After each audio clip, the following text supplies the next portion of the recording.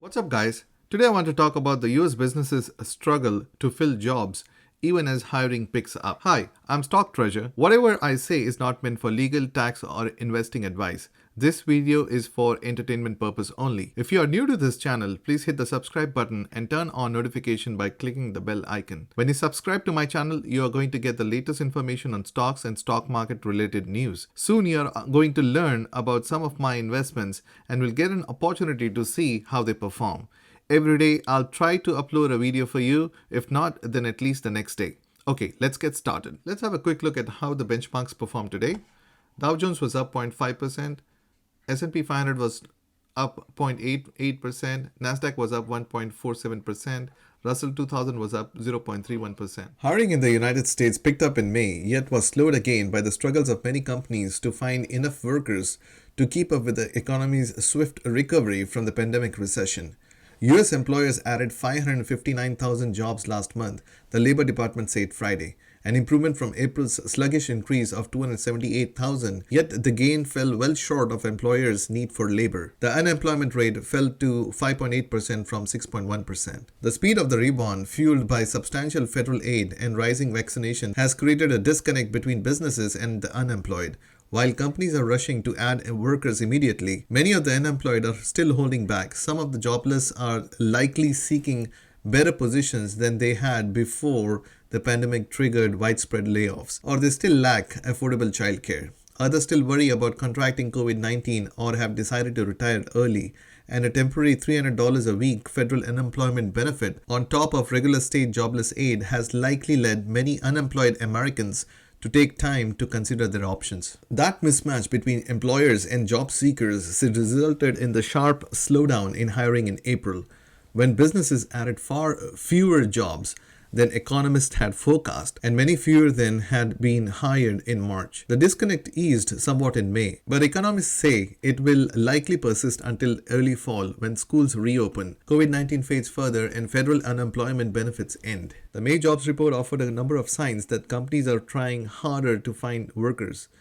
They are offering more money, for one thing, especially in the leisure and hospitality industry, which includes restaurants, bars, hotels, and amusement parks. Hourly wages for all workers in that industry except managers were 6.4% higher in May compared with pre-pandemic levels, a substantial gain. And the number of unemployed who say their jobs are permanently lost declined in May by the most in 5 months. That's an encouraging sign that companies are going beyond just recalling workers that had laid off in the pandemic. Yet many of those jobs are still low paying and not appealing to many Americans. People like Marcus Rowe, who has been unemployed since he lost his $16 an hour job at the Metropolitan Atlanta Rapid Transit Agency in November 2019. Rowe, who's 29, says the only jobs he sees being advertised for someone like him pays scarcely more than $9 or $10 for work in restaurants and small shops. That isn't enough to cover his $1,000 monthly rent. Labor Secretary Marty Walsh said Friday that the complaints from businesses about the federal jobs aid is a distraction and noted that the number of people applying for unemployment aid is falling steadily. Eric Winograd, an economist, said there are still about 7 million people not searching for work and so aren't counted as unemployed, but who say in government service that they want a job. That's about 50% higher than before the pandemic.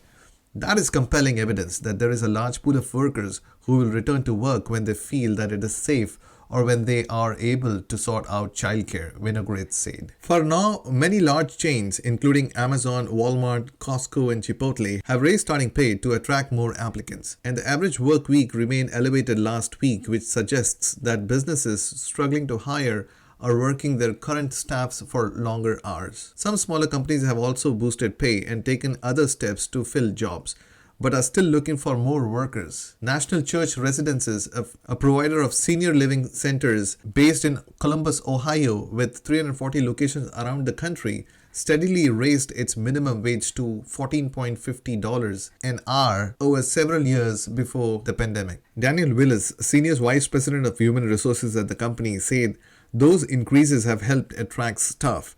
The company also provides healthcare and a 5% matching payment into a retirement plan for its full-time employees, including nurse aides, property managers, and maintenance workers.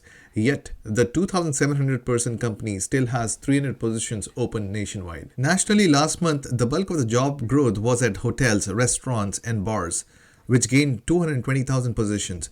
Retailers lost jobs for a second straight month, and despite a hot housing market, the construction industry shed 20,000 jobs, its second straight month of cuts, likely reflecting supply shortages and soaring cost of building materials. President of the temporary staffing firm Manpower Group's North America division said many of the firm's clients are raising pay and benefits to try to attract more applicants. Some of these companies, particularly in manufacturing and warehousing, are also trying other tactics like paying their workers weekly or even daily rather than every 2 weeks.